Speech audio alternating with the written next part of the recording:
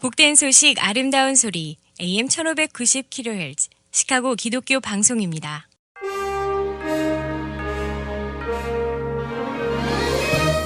여러분 안녕하십니까? 1월 26일 화요일 KCBS 헤드라인 뉴스입니다. 기독교계 소식입니다. 트럼프에 대한 복음주의자들의 지지는 국회의사당 공격 이후에도 여전히 강력한 것으로 나타났습니다.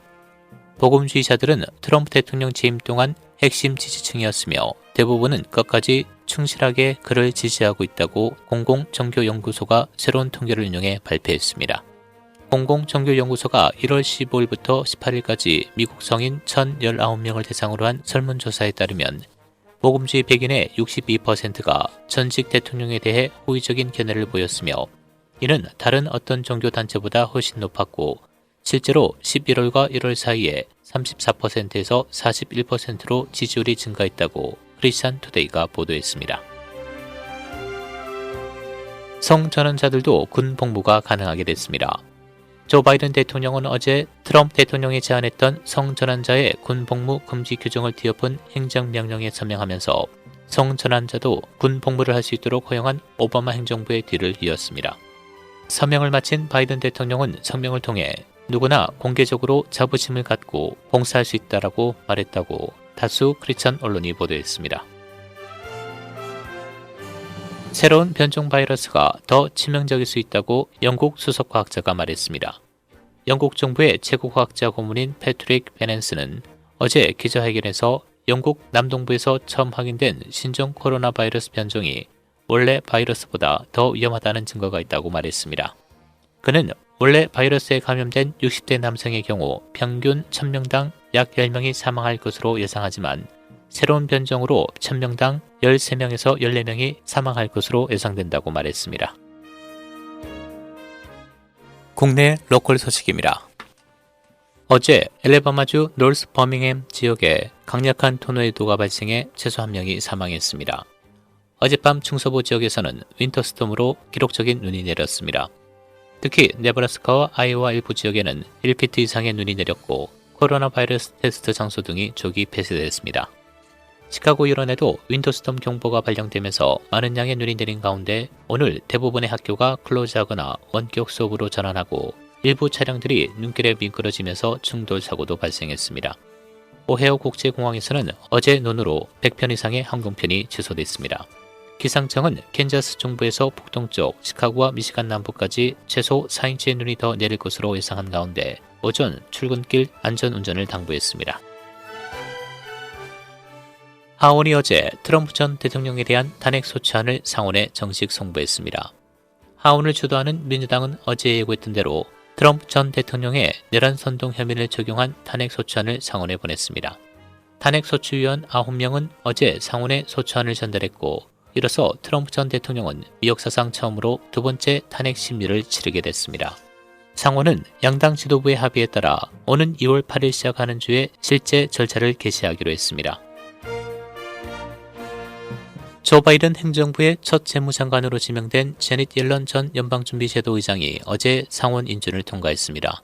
이로써 미 역사상 최초로 여성 재무장관이 탄생했습니다. 언론 등에 따르면 상원은 어제 지명자 인준안에 대한 표결을 실시해 찬성 84표, 반대 15표로 통과시켰습니다. 옐런은 재무부 수장으로서 앞으로 바이든 행정부의 경제 정책을 진두지휘하게 됩니다. 조 바이든 대통령이 향후 3주 이내 국민을 상대로 하루 100만 명 규모 신종 코로나 바이러스 백신 접종을 자신했습니다. 그는 이와 함께 우리는 향후 100일 이내 1억 회분의 백신 접종을 이루려 한다며 이후 100일 이내 3억 명 인구의 국가 집단 면역을 달성하는 시점에 도달할 수 있게 될 것이라고 말했습니다. 미국인이 바로 접종할 수 있는 시기는 봄쯤 될 것으로 본다며 또 여름까지는 집단 면역을 갖추는 방향으로 갈 것이라고 확신한다고 답했습니다. 현재 미국 내 신종 코로나 바이러스 누적 확진자는 2,586만 2,984명, 누적 사망자 43만 1,397명을 기록하고 있습니다. 일리노이주 보건당국은 어제 2,944명의 신규 확진자와 49명의 추가 사망자를 보고했습니다. 현재 주 누적 확진자는 110만 4,763명, 누적 사망자 2만 744명을 기록하고 있습니다.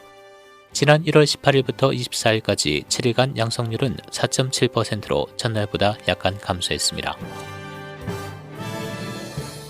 일리노이의 11개 지역 중 2개 지역이 어제 일리노이 보건계획의 4단계로 완화 조치됐습니다. 일리노이주 공중보건부는 어제 지역 1과 지역 2가 모두 어제 4단계로 이동했다고 발표했습니다. 지역 1에는 드켈, 위네바고 카운티가 포함되고 지역 2에는 헨리, 캔달, 녹스, 라셀, 오드포드 카운티 등입니다. 일리노이주 공중보건부는 또 모든 완화 지표가 계속 개선되면 지역 8과 9이 오늘 티어 1으로 이동할 것이라고 밝혔습니다. 지역 8은 두페이지와 케인 카운티가 포함되며 지역 9은 레이크와 맥케니 카운티입니다. 국제 소식입니다.